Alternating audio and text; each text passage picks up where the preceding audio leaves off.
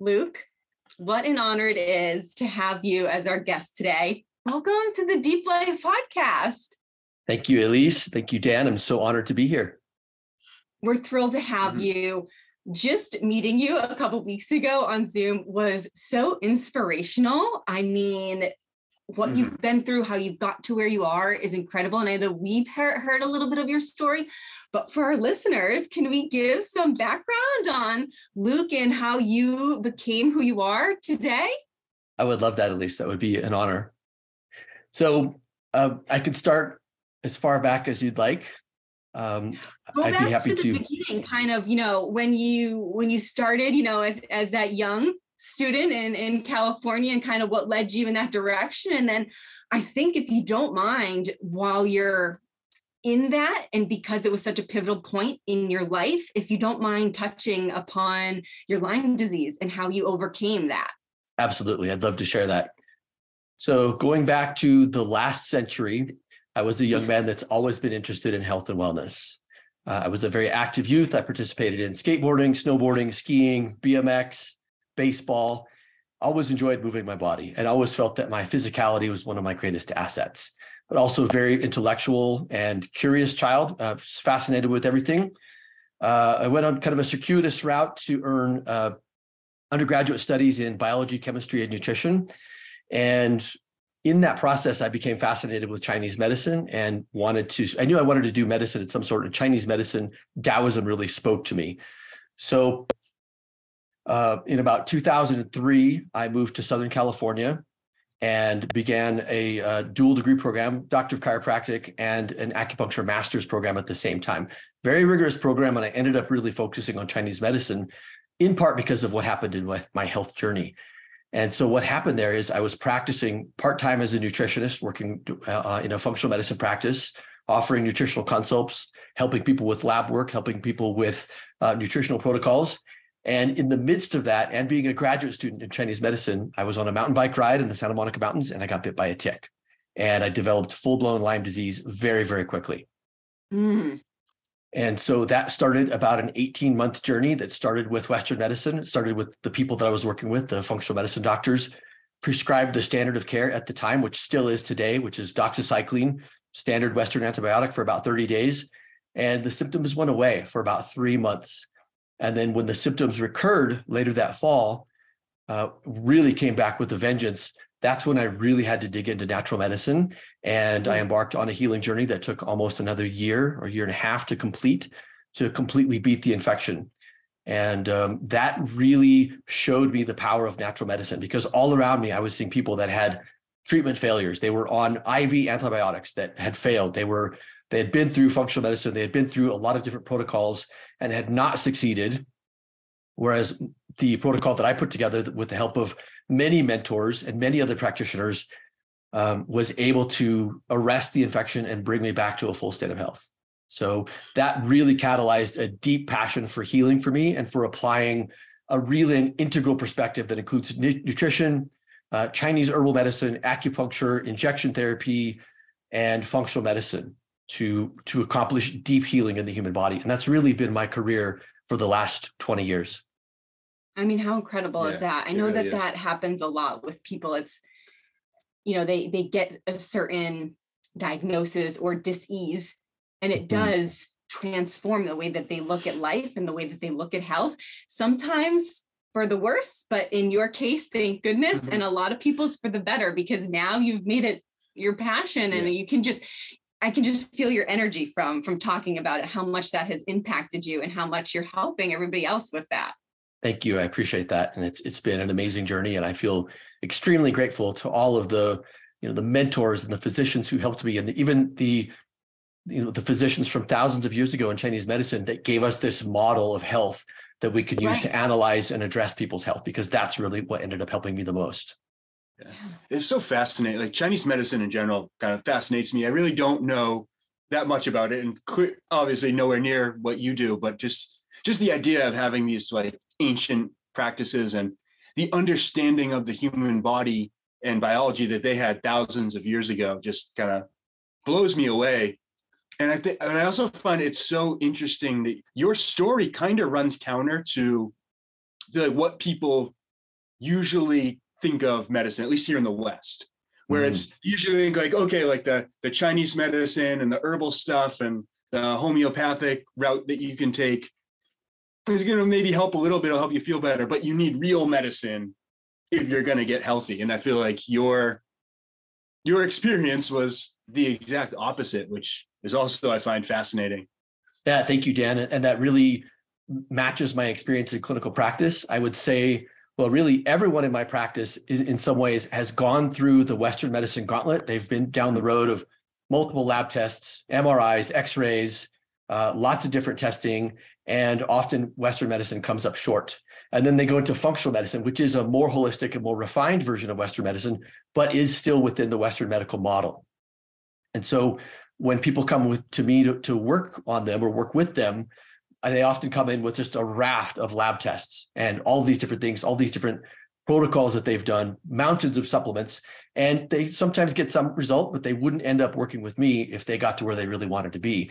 And so that's when we apply a much more holistic, much more broad model that includes this ancient model of really Taoist wisdom from the ancient Chinese Taoists that brought us this model that we have today. What does your practice look like now? Just kind of clarify for people like what you are doing. I know you have your hands in so many different modalities and so much information. What do you do like day to day? That's a great question, Dan. I really do a wide variety of things, but I would say 80 to 90% of my time is working with patients with chronic unresolved illness. Gotcha. That includes Lyme disease. This includes long COVID. It includes vaccine injuries, a lot of autoimmune disease. Actually, that was really the first place where I saw the model really work outside of myself within my first few years of practice, was where people would come in with not just with run-of-the-mill back pain or migraines or something that we would consider a relatively minor illness, but these were people that had been to Western medicine and were often on something like a chemotherapy drug to suppress their immune system to control the autoimmunity. Mm-hmm. And the Chinese model combined with functional medicine and nutrition really allow me to achieve a deep impact in some early patients that really opened my eyes to how powerful this could be. Wow. Yeah, let's dive deeper into that. Kind of explain what's really the truth behind all of these things, the long haul COVID, autoimmune diseases. It's funny when we speak to family and friends, obviously we're not doctors, but, our views on life and medicine and Taoism, health, holistic practices are very much in alignment with what you're saying.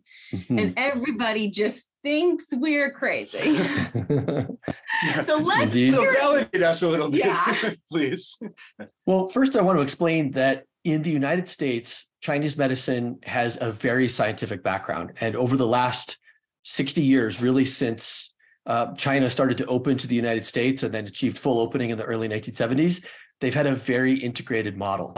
So they've been integrating Western science, physiological studies, just as detailed Western science as Westerners do, yet they also layer that within the traditional Chinese medicine model. So it's a very integrative approach, and that's what I was trained in. Undergraduate studies in biology and chemistry, I'm a very scientific-minded person to begin with, and I really had some skepticism coming into all this. But what kept me motivated is that it had worked for me as a young athlete with orthopedic injuries and other things. So to get into the meat of your question, what's really happening with chronic disease today? So this is really a lifestyle question. And so what we know from large-scale scientific studies, epidemiology, and a lot of physiological markers that we look at in a broad spectrum, most Americans are deeply unhealthy because of their metabolism, and their metabolism is really harmed because of modern American life. And from the evolutionary perspective, we can say that is because the way we're living today is divorced or separated from the conditions that we evolved in over thousands of years. So we're not getting the food that our ancestors ate. We're not getting the sunlight and the fresh air that our ancestors had, and the clean water, and so on and so forth. And what we are getting as a culture, not me personally, because obviously I've changed my habits according to what I have learned, but modern Americans consume vast quantities of ultra-processed foods. They consume large amounts of seed oils. They consume a lot of sugar. They don't get very much sunlight. They're bombarded with artificial light from screens. They're under a lot of chronic stress. And in the evolutionary environment, chronic stress really didn't occur unless there was a war or a famine, which often occurred together. So those conditions combined have created an epidemic of the conditions that give rise to chronic illness. So what we know from those studies is that 89% of Americans have a damaged metabolism. Only 11% of Americans are metabolically healthy. And that is really defined as their ability to take in food, process it cleanly for energy, and excrete the byproducts without retaining toxicity. Wow, that's a lower, a lower number than I anticipated.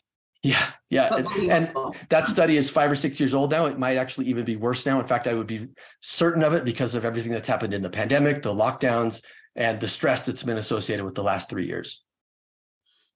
Yeah, let's lean into that a little bit.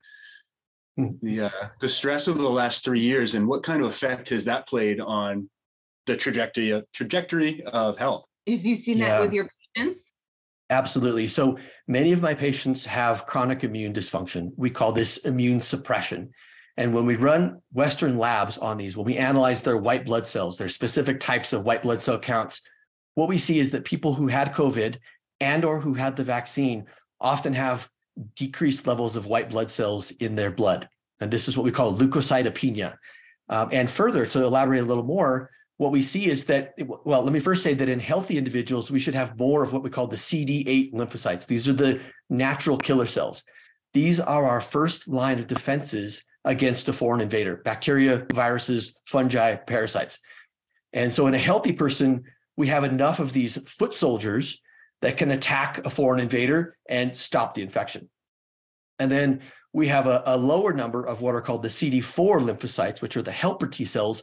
And these are the cells that help us retain balance. They make sure that any cancer cells are arrested. They keep control of our allergies and our inflammation. And in long COVID patients and in vaccine injuries, what we see is that these CD8 counts are elevated relative to CD4 are elevated relative to CD8, which are lower. The ratio is inverted.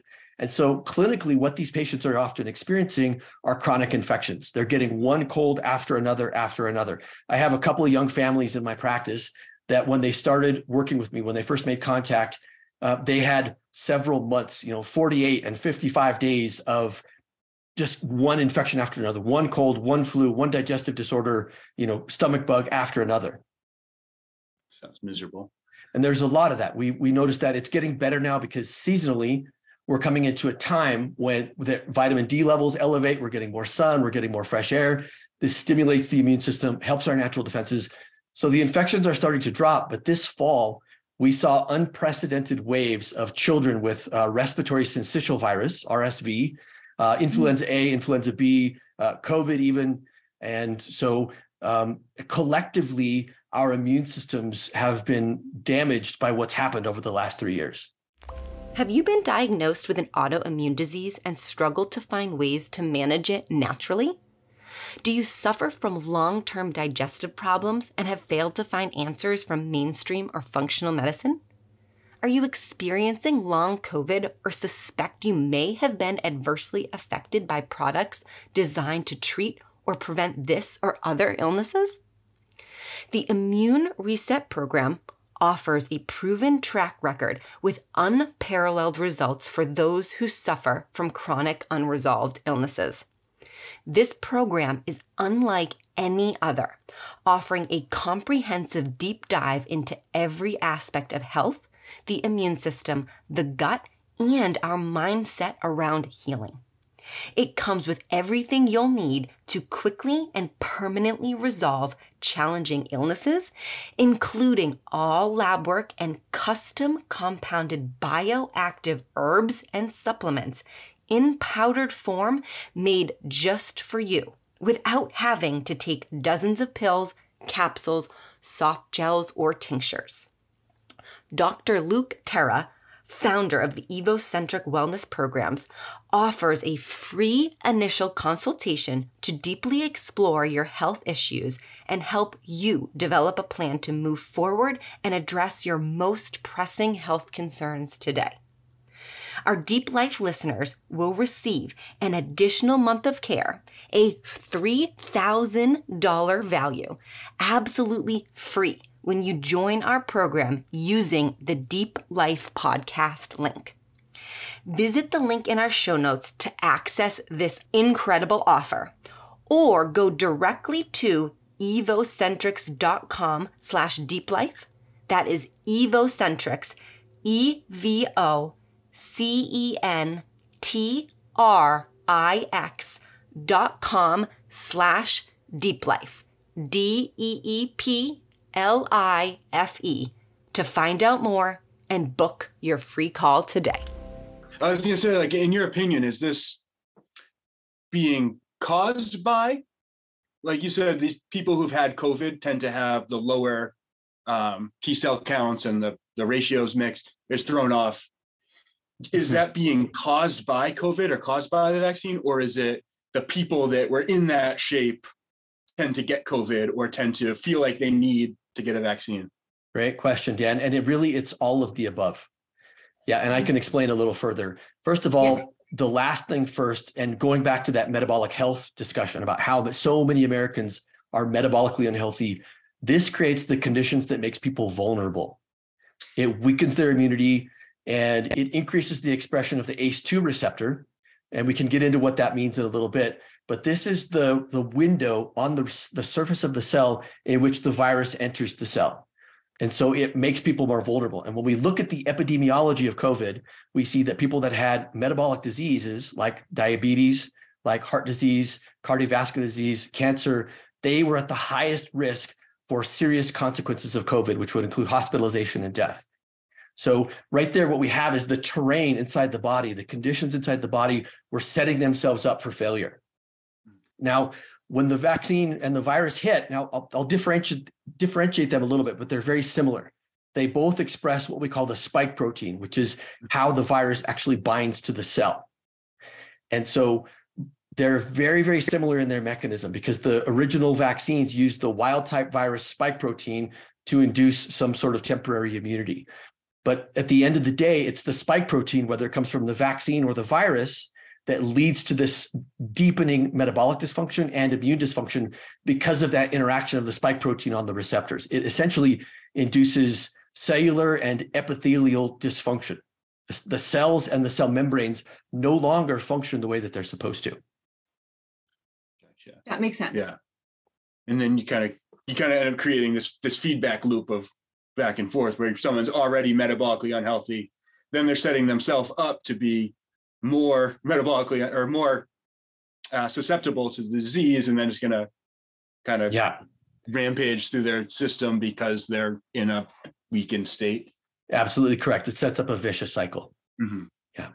And now these autoimmune diseases, cancers, other things, they're rising after the pandemic, right? Can you touch upon that a little bit? And do you think that has, the lockdowns too, which created a bunch of just almost, like you said, almost like a divorce, a separation between us and our natural state, meaning nature in itself and the community. Like we weren't allowed to see people, how that affected.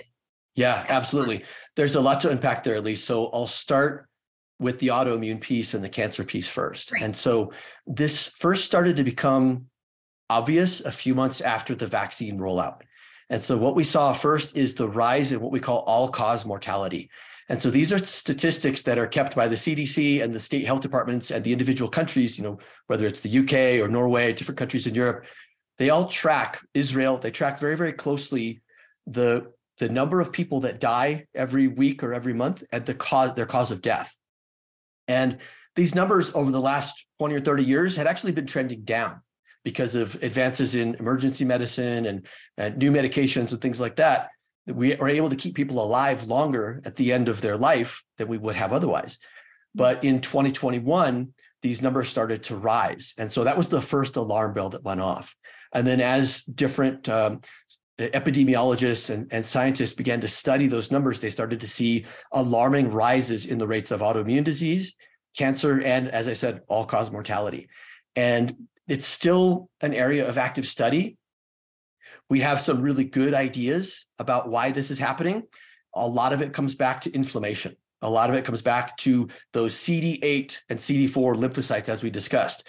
particularly the CD4, because the CD4 lymphocytes, the helper T cells, are responsible for regulating all of our immune processes. They help to recognize self versus non-self.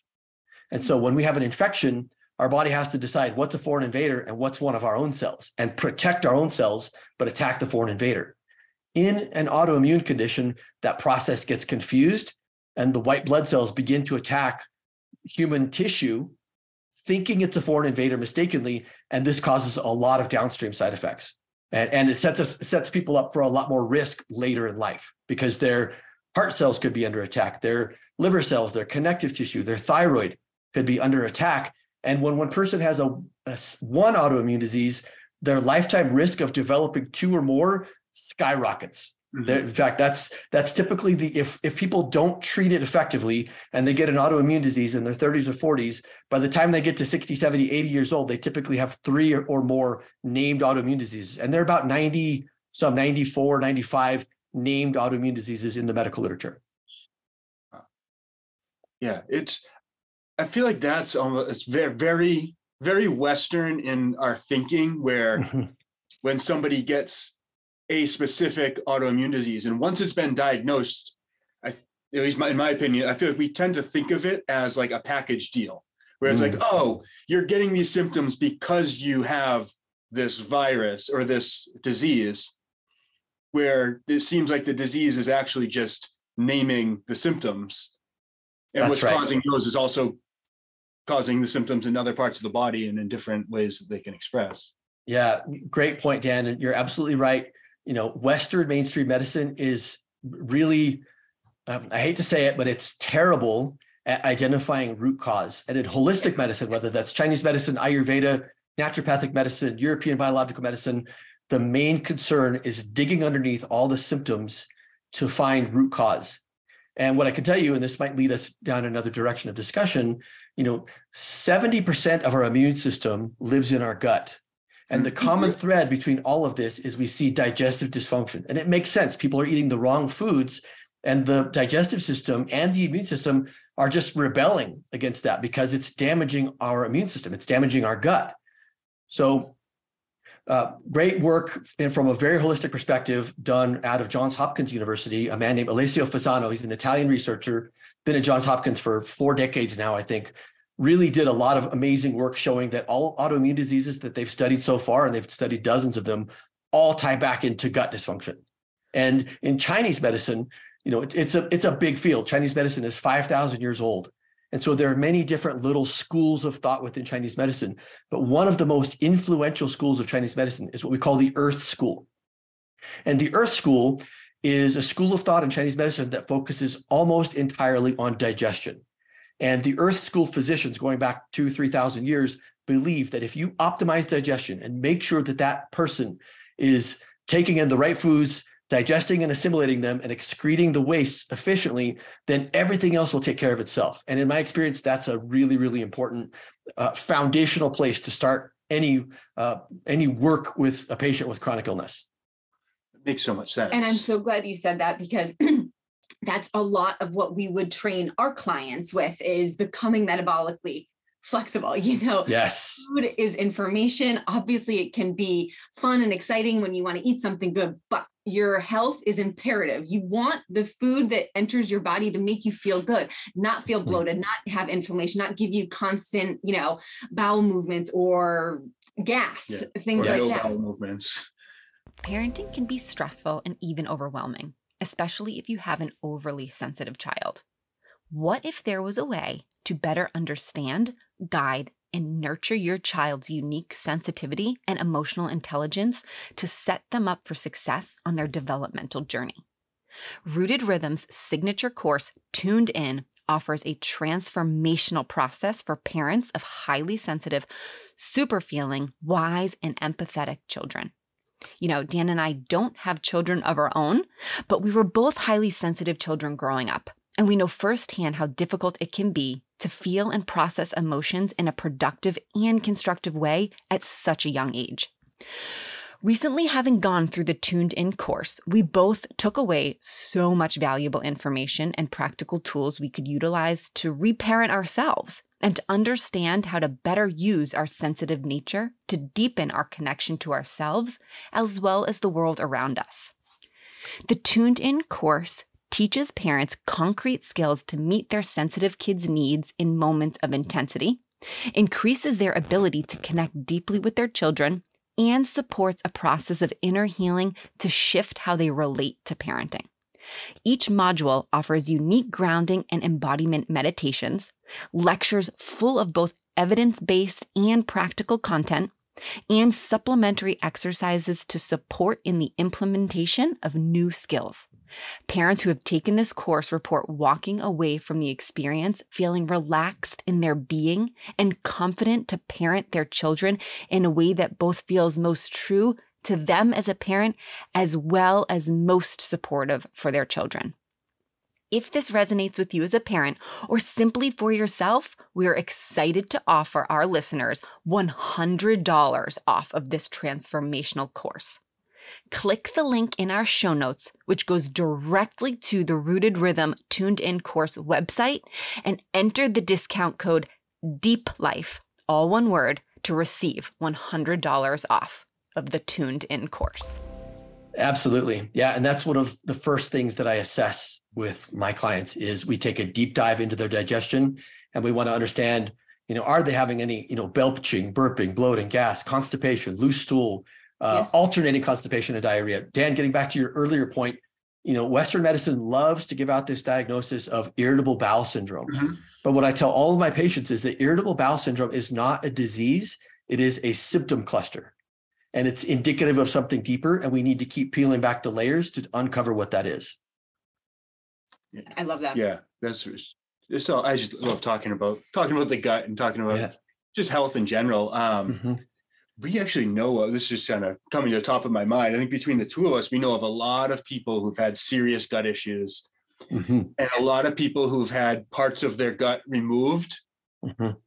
And I feel like it's one of those things where I feel like you're not necessarily, like we said before, not getting to the root cause, where it's just, where you're just kind of cutting away part of what the problem is and hoping it goes away. And I'm just kind of curious if you have thoughts on that and thoughts on living healthy with part of your gut missing, because it's just something that I'm really interested in and don't know too much about. Yeah, great question. Wow. So, my grandfather, who was a World War II vet, who he served in combat in the South Pacific and had pretty significant PTSD, and was very affected by stress. He had very significant stomach ulcers due to stress. And this is a component we haven't talked about much yet, but the emotional component, the way we contextualize our life and our problems and challenges and finding meaning in our lives, handling stress, this can play an immensely important role in our digestion. And my grandfather just had challenges with that because of his life experience. He had a very hard life. And so in his 40s, he had a large section of his stomach removed and had to take in smaller meals, had to have a simpler diet and eat less at each meal because of what had happened. And I'm absolutely convinced that had he the type of care that's available now for his mental and emotional challenges, for learning stress management techniques, but also really learning how to eat in a way that would feed his body to give, as you said, that information that his body really needed to create health, that he would have been able to avoid that surgery. And so it's an important conversation for sure. Yes. And, it's funny, our friends and our family, our clients, people have kind of pegged us as harsh when it comes to food. I mean, we're just very intentional with what we eat, and we're intentional in the way that we teach people how to eat, simply because, like you're saying, we know how important it is, that gut-mind connection. There is, you literally have what you need within your gut. But, then we'll get made fun of if we are enjoying, a piece of cake. Like, it was my birthday over the weekend. We're having cake. I wanted some ice cream. And it's like, but Dan and I have worked diligently for a decade to get us to this point where when we have cake and ice cream, we're not going to be thrown off And, of course, we might feel a little icky the next day, but our body is highly intelligent and we've built up the susceptibility to be able to eat those things in turn. So it's not like we advocate don't ever eat a piece of pizza or don't ever enjoy, a cupcake. It's just being able to get your body to recognize, okay, this isn't the healthiest for me, but it's okay, I can handle it, and getting them to that point in their health and wellness journey, wherever that may be. Absolutely, Elise. You make some really wonderful points there that I'd love to elaborate on. Something I tell all of my clients is that there is a massive difference between a therapeutic diet that you will be on for some time-bounded, limited period of time to accomplish a specific goal versus a diet that we would be on when we're healthy. Yes. Yeah, and great. so I'm glad that you brought that up, Luke. Thank you. Yes. So especially when we're dealing with chronic disease that has a strong gut manifestation, which is virtually all of them, it's very important at the beginning to find out what foods are irritating the body. And at the beginning, we have to really have a very limited diet so that we can clear out that inflammation, so we can heal the lining of the gut, so we can restore the microbiome so that we have a baseline when we start reintroducing foods, whether that's broccoli or whether that's chocolate cake, and pay attention to the results. Another problem that this points to is that most Americans have been enculturated to pay very little attention to what happens from the neck down. As a culture, we're not very embodied people at the beginning until we embark on, as we all have, a healing journey in our own health crises, where we have to really start paying very close attention to what's happening in our skin. In fact, there's a word for that, which I love. It's called interoception, right? So we can talk about our five senses: sight, sound, smell, taste, touch, but there are also other senses which allow us to feel what's happening in our gut, what's happening in our joints, our muscles, our bones. And these practices allow us to start to get sensitivity to what's happening when we eat a particular food. But we have to have a clear baseline. Yes. Yeah, absolutely. And then, as you said, when you restore health and your gut is strong enough, then, we can all find a level of being able to enjoy food, enjoy life, have a piece of that birthday cake, have an occasional pizza, still aiming for the higher quality foods or the highest quality foods when we can, but having some permissiveness. But that is developed out of this interoception and knowing, I can eat 3 ounces of steamed broccoli and feel fine. But if I have 6 ounces of raw broccoli, I'm going to have a gut problem the next day. And that's interoception. That's paying attention. And so this is something that I teach everyone that I work with. Yeah, I think that both of us experienced very similar thing in kind of going through our own journey and experimenting with food. And we've done a bunch of different kind of off and on of like elimination diets and just testing different foods and basically going like, 30 to 90 days of eating very strict. And then as we start introducing new foods, even things we used to eat all the time. A good example is like, I used to have peanut butter and jelly sandwiches every day for the last 2 years. He's not lying. Literally every day. Hey, me too. It was high school for me. Yeah. High school, college for a few years after. And then, for sure. Then I did kind of stricter paleo and keto. And we did keto for 30 days. No, we 90. We did 30 days, and then we did 90 days. We had 90 days of keto, and then as I started reintroducing peanut butter, it was like, whoa, what's going on? I never knew how terrible I felt. And it's just really, really interesting how you can eat something every day and not necessarily realize the negative effects it's having on you until you go a while without it. And now it's like, I hardly ever touch peanut butter because I know I got to be really careful and I can only have so much or I'm going to feel terrible. Yeah. And Dan, I've had many such experiences myself, and virtually everyone who works with me has the same type of experiences. Well, they'll reintroduce something, and often it's unexpected because, as you said, it could be that childhood or young adulthood favorite food. Yeah. That they feel like they're really sacrificing to take out those, Lay's potato chips or the Doritos, and they find the meaning and the purpose in their lives to not do it, for the sake of healing a chronic illness. And then they start feeling better and like, a couple of chips won't hurt. I'm at a party, I'm gonna enjoy. And that realization is so potent for people that in a way it's something to be celebrated because it represents a much more embodied awareness of digestion. Yeah, I love it. And like Lisa was saying before, people think we're crazy Because like we'll go somewhere and then choose not to eat gluten or not to eat certain foods, and then they think that we are like suffering. Yeah, they think we're missing out. That we're torturing ourselves because we want to look good, but it's really like, no, I know how that's going to make me feel, and I choose not to eat it. Well, you make another empowering, I think, is a good word. It's very empowering, and I think it brings up another topic that's worth discussing here. That is, even in sort of the alternative health culture, even in the health and fitness culture over the last 30 or 40 years, there has been a pretty strong emphasis on dieting or special diets to look good, to get that, ripped physique, to be, to have this external appearance of health. And I believe that's a mistake, because true health doesn't come from a crash diet and getting ripped abs in 6 weeks. True health is being able to really have a glow from within and to look and feel healthy because you really are healthy from within, not because you embarked on some radical diet for a short period of time just to achieve a certain look. Now, I won't say that looks are entirely unimportant. That's a big part of being human.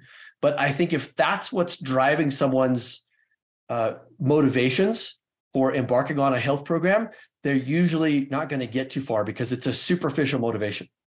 It does help people get in the door, which I think is great. Yeah. But I think, once you start feeling good, then it kind of, everything changes. Yeah, absolutely. Good. And then when you are healthy, like you said, you have that glow from within, the aesthetics kind of take care of themselves. You're going to look better. Yes. When you're 100%. Healthy, but you're not necessarily if you're chasing just looking better, you're not necessarily going to be healthy. Completely agree. Yeah. And I do agree. It's a great sort of a Trojan horse. People come to this work wanting to look better. And then over the course of a period of years, they find that everything changes for them and their whole orientation towards health and lifestyle changes. And it happens so gradually that sometimes they don't even realize it until they look back at years and go, 3 years ago, I just wanted to have ripped abs. And now I'm really focused on improving my cognition and my energy. And all of these things were a side effect of just getting involved in becoming healthier. Yeah, it's a great journey. I recommend it to everybody. Absolutely. And like, while we're on the topic of kind of food, I kind of want to get into shifting gears just a little bit, but kind of talking about what you mentioned, Luke, at the beginning, like ancestors, mimicking like their diet and their natural habitat over thousands of years ago, and how like that impacts us and how we can kind of approach it in a way for sustainability health-wise with us, like from a scientific standpoint. If you could kind of talk about that, like what you meant by like that ancestral health and how to approach it in our everyday life. Yeah, beautiful topic. Great question, Elise. And I'll go so far as to say that it's not just sustainability in terms of our health and our lifestyle, but it's also sustainability of the environment. Oh, yes. Yeah, absolutely. So, I would say that, even more so than Chinese medicine, this model of what we might call evolutionary medicine, evolutionary biology, has had a deeper impact on my thinking and my approach clinically. Okay. And so what I mean by that is, modern science has given us such tremendous gifts. I don't even know where to start with them. But one of the greatest gifts that we've been given is the study of anthropology, specifically physical anthropology. And what this has allowed us to do is to understand our ancient ancestors in a way that no one ever thought possible 100 years ago. And so I'll first say that our bones are living tissue. This might seem like a little crazy aside to go down, but it's really important in that, our bones aren't just these static hard things. Like when you handle a bone, it doesn't seem like it's necessarily alive. But when we are healthy and vital, our skeleton responds to everything, our diet, the infections that we have, our movement, our muscle activity, it responds in a really dynamic way. And so what that means is that when we find an ancient skeleton, it tells a story about the way that those people were living. Whenever you have a sinus infection, it leaves a scar inside your sinuses. And so we can tell from an ancient skeleton how many sinus infections that they had. We can tell from their teeth what they were eating. We can tell from the carbon atoms and the way the carbon atoms bond to the bones. We can tell if they were eating more plants or more animals, and sometimes even what kind of plants. And we could tell if they were left-handed or right-handed. We could tell how strong they were based on the muscle attachments, because, when we work out, those muscle attachments grow. Yeah. And so from this study, we can tell that ancient humans, if they lived out of childbirth and young adulthood, that they lived a long and healthy life, and they were way healthier than modern humans. They were taller, they had healthier bones, they had healthier teeth, they had fewer sinus infections, they had fewer or maybe no dental cavities whatsoever. They didn't have dental misalignment, right? So this really created a whole lot of modern mystery that was really started to be answered in the 1920s by a physician named Weston Price. Yep. Actually, Weston Price was a dentist specifically, and he started studying traditional cultures that had yet to be influenced by modernity, right? This is when there were still people living in the high mountains of Switzerland and Pakistan and the islands of Japan, in the highlands of Ecuador, that were still living the way that they had lived for thousands of years.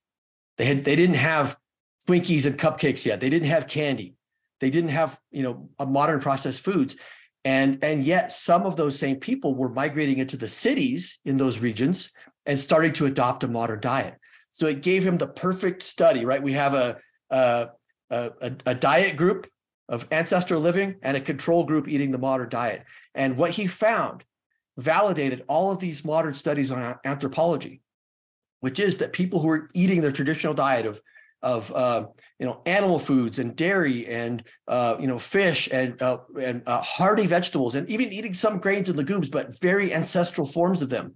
Lots of fermented foods. They didn't have refrigeration, so they had to ferment their food to store it, or salt it, which is often a fermentation process. Those people who were living their traditional way were so much healthier, lower rates of diabetes, heart disease, cancer, dental disease, crooked teeth, decreased stature. Right, they had more attractive faces, right? And so that book, that's Weston Price. It's called Nutrition and Physical Degeneration. Absolutely landmark book. I recommend it to everyone. And it forms the basis to understand that we have control of our genes based on what we eat and how we live. And this is an absolutely foundational teaching to anyone who wants to improve their health and well-being. We have to switch on the genes for health and longevity and switch off the genes that cause disease. Yeah, I couldn't agree more with that. How do you recommend people go about that? Great question. So when we look at hunter-gatherers, there's still some hunter-gatherers that are living in their traditional way on the planet. Everywhere from the tropics to the poles, the Laplanders and the Inuit people that are living in Greenland and Iceland and northern Alaska. And so what we see is that these individuals attain these high levels of health when they're eating from their local environment, because they're eating seasonally. And as you said, and I love this concept, and I'm going to emphasize this more, I'm learning from you guys, is that food is information. Food gives us information that tells our bodies how to respond to the environment. So eating seasonally and locally is one of the most powerful things we can do. Now, if you're in the Midwest, that doesn't mean eating vast quantities of wheat and corn and soy, because that's what's grown there, but it means eating what our ancient ancestors would have eaten in that environment, before the environment was really changed by industrial agriculture. And so that would be the animals that are endemic to that area, or as close as we can get to that, right? And the modern equivalents of the fruits and vegetables and nuts and seeds that would have been in that environment. Yeah. Do you think it's more important to eat in alignment with where you live, or with where you ancestrally, where your family would have come from? Yeah, that's a great question. I don't know that I can answer that definitively, Dan. I think that is an open question for me. I think it's a little bit of both. And what I will say about this too is that I don't think that the answer is simple as just going back to the caveman diet. The paleo diet was very, very important in the trajectory of modern health culture. It's absolutely pivotal, because that's really where a lot of these ideas come from, and how that the whole body of paleo movement came about from what I just described. Yeah. But we also have to realize that evolution still continued as Europe was developing a civilization.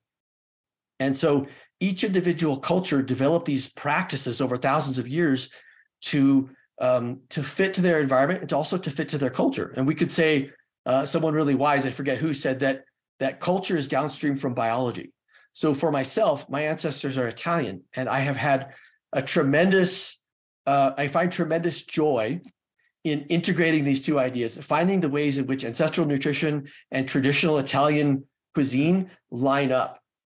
Traditional Italian methods of fermentation and food preservation, right? Because that's what my ancestors did, and they were healthy and strong. Yeah. So I think it's definitely some of both, and it's very individualized. It depends on their condition of health. As we said before, it's worth repeating, is there's a difference between a therapeutic diet to achieve a specific health outcome and a diet that we might be on to maximize health and longevity and enjoyment and love in our communities and connecting with others and eating communally. These are different goals, and they come at a different place in each person's journey. I think that's wonderful. I'm glad you brought it up again, because that's what this podcast is about, getting deep down into the question. We began our company a few years ago, and people were coming to us really looking for a leaner body, healthier body, or to gain weight for personal training reasons with Dan. Yeah. We would always ask them why. Why do you want to lose weight? Why do you want to get buff? And most people couldn't even really answer, other than, oh, well, I want to look better, which, again, no fault to anybody. I started that journey over 2 decades ago. Like, I very much understand that got me into the door. But all we're trying to do is really plant seeds, because there is such, like you said before, there's such a disconnect within our bodies. We don't even know how it feels to eat the proper foods. Yeah. So absolutely. Just digging down deeper, asking these questions. And I love that you were able to bring kind of the awareness through the Western medicine, the functional medicine, this holistic approach, because as Dan always says, which he took from Paul Chek, everything is everything. Right. Yeah. Paul Chek's amazing. I love his work. Yeah. And it's all interconnected in that way. And I think that's fabulous. Luke, this conversation, I mean, it just has been absolutely incredible. Did we miss anything? Is there anything lastly important that you feel you want to share with our listeners? Or, I feel like you gave great advice just now on how to approach, a diet in a way where that's not too scary, or needing, any type of lifestyle changes. But yeah, did any last kind of? Well, just to briefly dig in a little bit deeper to what you mentioned, and I think that this deep life, this inquiry that we're in, is really the answer to all of our questions and our challenges. And even this question of physical beauty, it begs the question, like, well, why do we want that? And it's so that we can be attractive to the opposite sex, so that we can be desired, so that ultimately we can feel love and connection to another person.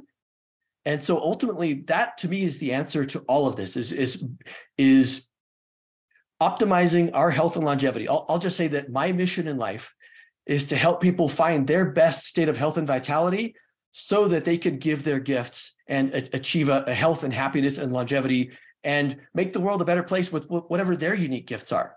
To me, the big disconnect that I see in the health space, especially in the biohacking space, is that I see people even now not even just pursuing looks for looks' sake, but pursuing health and vitality just for the sake of feeling more energy. To me, all of these things need to be grounded in meaning, for the sake of what? Why do we want these things? And ultimately, it's so that we can manifest our potential on life and help others in the way that we are meant to help others. And we can't do that if we're ill, if we don't have energy, if we don't have mental clarity, if we have poor digestion and poor immunity, we're constantly sick. We can't give our gifts, and we can't solve the problems that this world desperately needs to have solved. So that's why I'm here. And I really, really profoundly appreciate the opportunity to come on with you guys. I love the fact that we're so resonant in our ideas and in our culture, our shared culture.